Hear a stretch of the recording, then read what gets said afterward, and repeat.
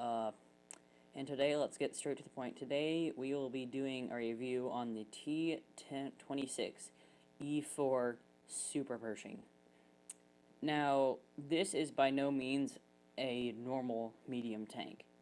As you can see, it has a bunch of strapped-on armor.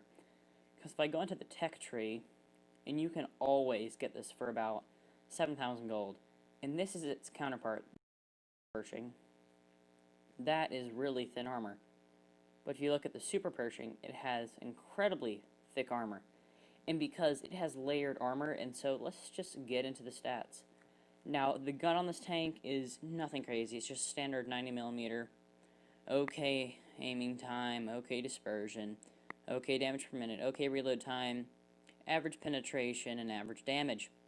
You do have 10 degrees of gun depression, so you can work ridges, which is very nice. The really special thing when it comes to your armor, now it says only 101 and 177, you have 3 sheets of steel, as you can see there. You have 3 sheets of steel on your plate, which means your hull is incredibly thick. It's about 300mm effective. Your turret is about 270, which means you have a very thick frontal armor. Now, let's go on. The mobility on this tank is not insane. Although your top speed is quite high considering how heavy you are, this is a master at ramming people. It is absurd at ramming people.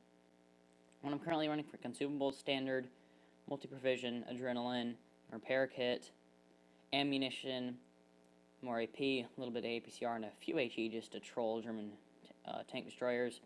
For my setup, I got calibrated shells for that extra penetration, always good. Enhanced link handling drive makes everything better. I'm actually going to go defense system, then enhanced armor, then toolbox, then you're going to go high-end consumables, engine accelerator, and improved optics, because your view range on this is already pretty good. For provisions, I'm running the box standard, these two, case of cola and a ball of cola, they all stack, and then I'm running improved fuel. And for a camo, I recently bought this during the Halloween event. I got a fun-looking thing. And so now we're going to get into the live gameplay. Alright, now it's the gameplay. So I am going to show you, why this battle is going to show you what not to do and what to do. So one nice thing about this T-26, the Super Pershing, it has preferential matchmaking, which means you will never, ever meet tier 10s. Now, this is a pretty interesting match because I am going to do everything I need to do and everything I don't need to do. So, I am going to push, if you're on this map, Castilla, your heavies, like 4 of your heavies need to push C. If everybody pushes C, enemy lights or mediums that go onto the hill at A will just start to camp snipe you. It's annoying.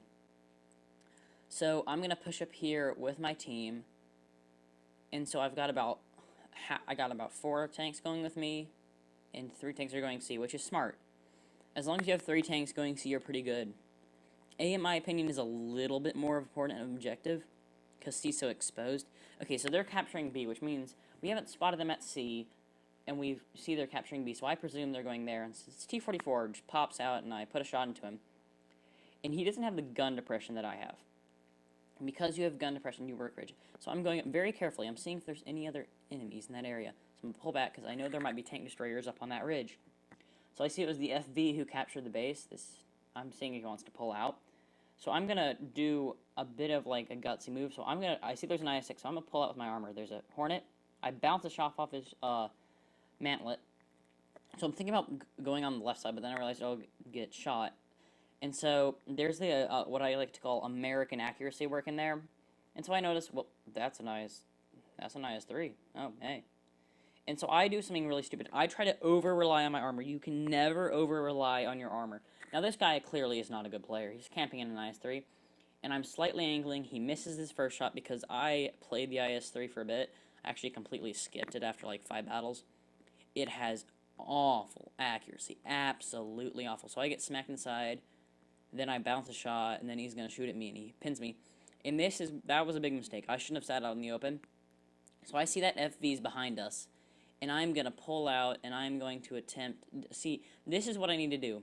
I need to use this T-49.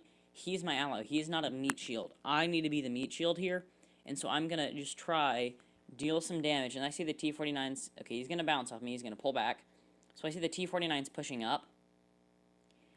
So I see the T-49's pushing up, and I'm going to push up with him, because if I get at fast speed, I can completely roll this FV with my weight. So I'm going to push up. This FV is going to start moving backwards. And this is where the weight of the Super Pershing really comes into play. Look, he's barely moving. 100 damage, easy. And so I'm going to use my weight and my armor to just simply face hug and bully this kid. See, he's just going to fire and it's going to bounce. So I'm going to look at him again. Okay, the T-49 take him out. So now I'm going to move up. So this is really, our team's just starting to clear up. So now I'm going to move up right side, because I can't go middle. And I knew that IS-3 was back there, so I pinged the map. I'm like, hey, I think he's back there. So I see him pop out there. So I'm going to go right now. And I am going to use a surprisingly great mobility of the Super Pershing. It's actually surprisingly English, okay. And so I'm going to push up. This IS-3 is going to bounce a shot, and I really want this kill. I'm like, okay, I want my kill. And so I'm going to push up. I've already done about 2,000 damage, which is okay. T-49 fires, I pull the trigger, securing my kill. And I point the gun up, just comedy. And so this showed what to do and what not to do. You can bully light tanks that don't have high explosive guns, because as long as you face the wall, you can win every single time. As you can see, I did pretty well. And so this shows the Super Pershing is probably one of the most solid tanks to get right now. One of, if not the most solid tanks you can currently buy. It's one of the best tanks. Like the T-34, I might do a review on this. These are the two American Tier 8s. I might do a review versus between the T-34 and the Lova, which are some of the, I think, like the oldest tanks in the game. Some of, if not the oldest tanks in the game.